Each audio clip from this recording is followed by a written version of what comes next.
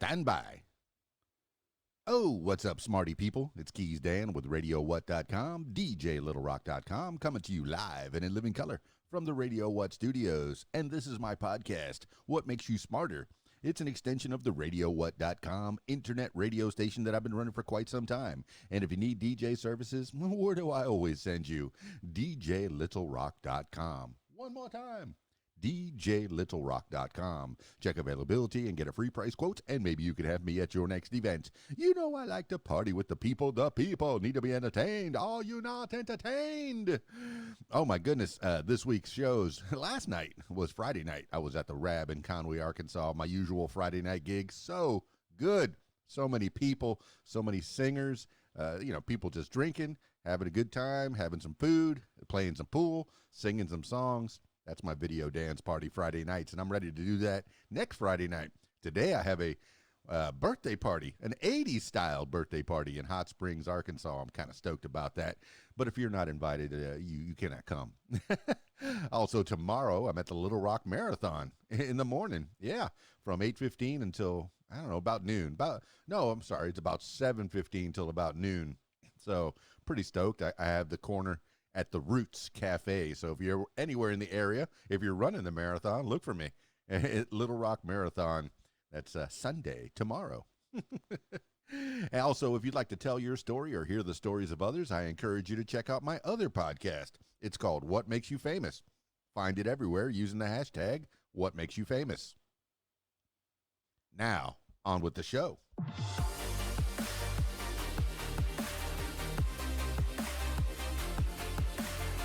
Today on the program, 10 things you need to know today for Saturday, March 5th, 2022. 10 things you need to know today. Number 1, ceasefire agreement collapses as Russia continues shelling. A ceasefire agreement intended to be created humanitarian corridors. I'm not sure how that sentence was structured. I probably should have read it first. Let's see. I'll read it as it's written. A ceasefire agreement intended to create, quote, humanitarian corridors that would allow civilians to escape the embattled Ukrainian cities of Mariupol and Volnovakha fell apart almost immediately as Russian forces continued shelling the cities. Russia announced Saturday morning that military forces encircling Mariupol and Volnovakha would stop firing for 5 hours on Saturday afternoon so civilians could safely leave. But Ukrainian officials said the invaders never kept up their side of the bargain. Quote, the Russian side is not holding to the ceasefire and has continued firing on Mariupol, end quote, said Kyrylo Tymoshenko, the deputy head of Ukrainian President Volodymyr Zelensky's office. Ukrainian Deputy Prime Minister Irina Vereshchuk said Russia also continued firing on Volnovakha. This is according to Reuters and the Associated Press. Number 2. Trucker convoy to arrive in D.C. this weekend. Truckers and other demonstrators seeking an end to COVID-19 restrictions and mandates plan to descend on Washington, D.C. this weekend. Hundreds of vehicles reportedly massed in Hagerstown, Maryland, about an hour's drive from Capitol Hill on Friday. A Facebook group for the, quote, People's Convoy, end quote, has over 300,000 members. Organizers said the protest will be, quote, lawful, end quote, and will, quote, terminate in the vicinity of the D.C. area, but will not be going into D.C. proper, end quote. The protest is modeled on the Canadian Freedom Convoy that occupied downtown Ottawa for 3 weeks last month and shut down several border crossings. Similar copycat convoys formed in France, Belgium, and New Zealand. This is according to NBC4, Washington, and CNN. Number 3, Putin's crackdown on fake news prompts some outlets to suspend operations in Russia. Russian lawmakers on Friday unanimously passed legislation punishing those who intentionally spread fake news regarding the country's military with up to 15 years of jail time. Lawmakers also imposed fines for those who publicly called for sanctions against Russia. After Russian President Vladimir Putin signed the bill into law, BBC and Bloomberg News announced they would, quote, temporarily suspend, end quote, journalism work inside Russia. BBC's website was inaccessible in Russia on Friday, but interim director Jonathan Monroe said BBC journalists will remain on the ground in Moscow. CNN announced Friday that it will, quote, stop broadcasting in Russia while we continue to evaluate the situation, end quote. This is according to Bloomberg and the Moscow Times. Number 4, strong February jobs report adds 678,000 jobs, lowers unemployment rate. The U.S. economy added 678,000 jobs in February, shattering Wall Street expectations as the unemployment picture also inched back towards pre-pandemic rates.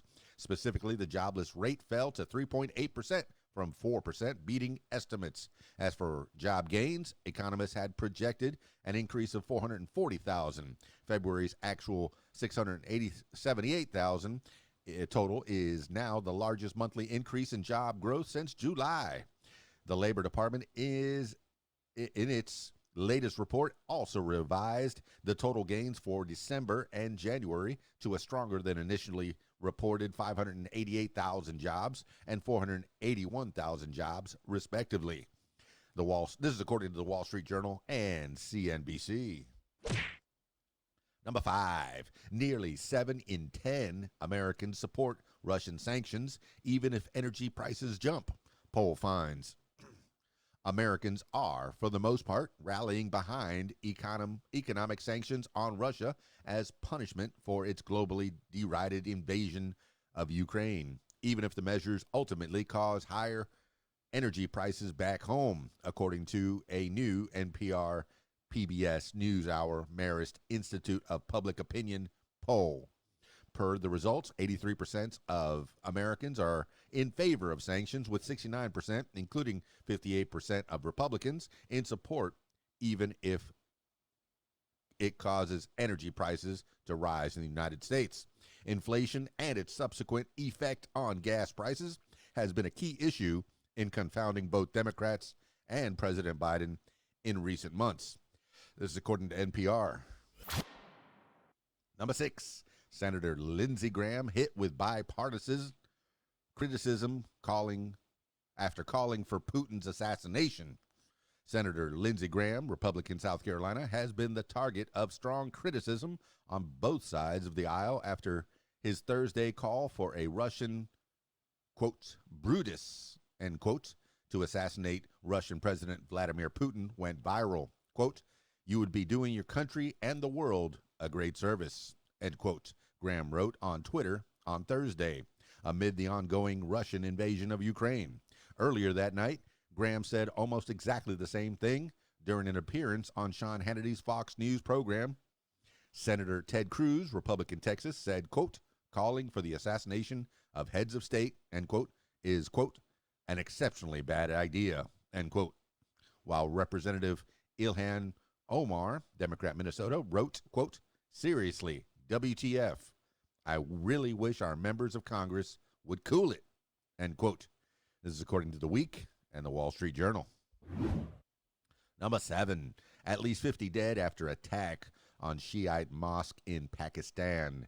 At least 57 are dead and more than 100 wounded after a Friday explosion devastated a Shiite mosque in northwestern Pakistan, per Pakistani police and doctors. Authorities are not entirely sure yet what happened, but believe at least one gunman attacked police officers outside, entered the mosque during Friday prayers, and detonated what appeared to be a suicide vest.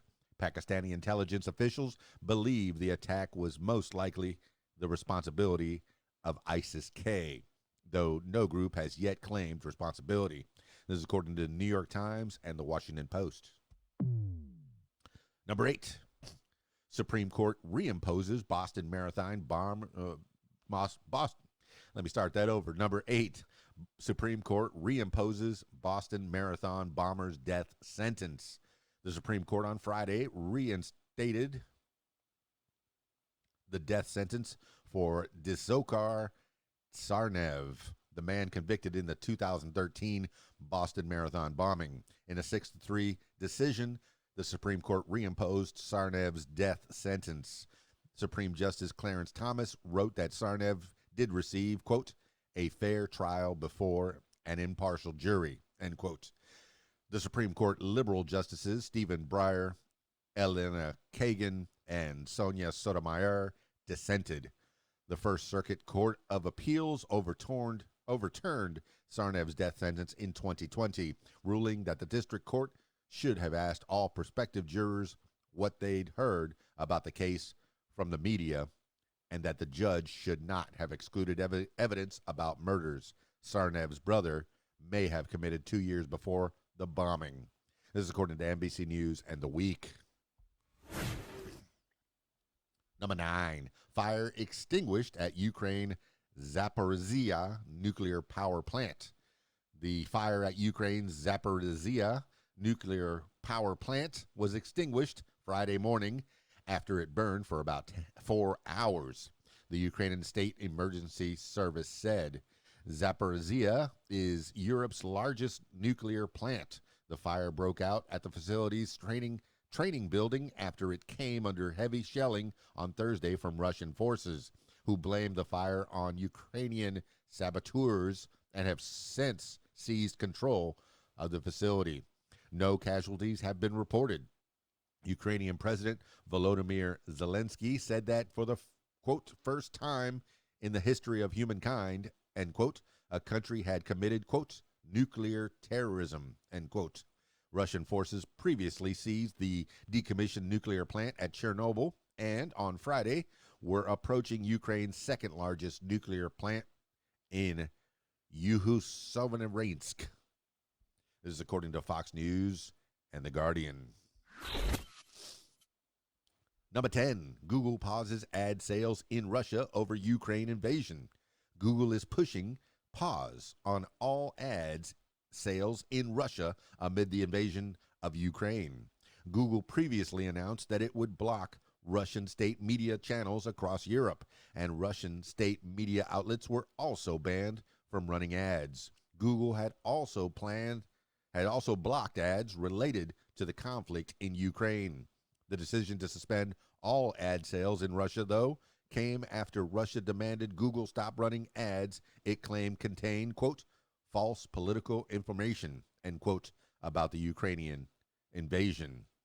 The Russian government also decided on Friday to block access to Facebook due to their social network's, quote, discrimination against Russian media and information resources, end quote. This is according to The Verge and the New York Times. That's 10 things you need to know today for Saturday, March 5th, 2022. Thank you so much for listening, and thank you for putting up with my stumbling. This has been What Makes You Smarter, just trying to fill my head with knowledge, news of the day, and interesting facts, interesting things, interesting topics, or at least topics that I find interesting. And if you like the sound of my voice, come along the journey with me. Won't you join me? Also, if you'd like to tell your story or hear the stories of others, I encourage you to check out my other podcast. It's called What Makes You Famous. Find it everywhere using the hashtag WhatMakesYouFamous. That's it for me. It's KeysDAN, RadioWhat.com, DJLittleRock.com. Peace. I'm out of here.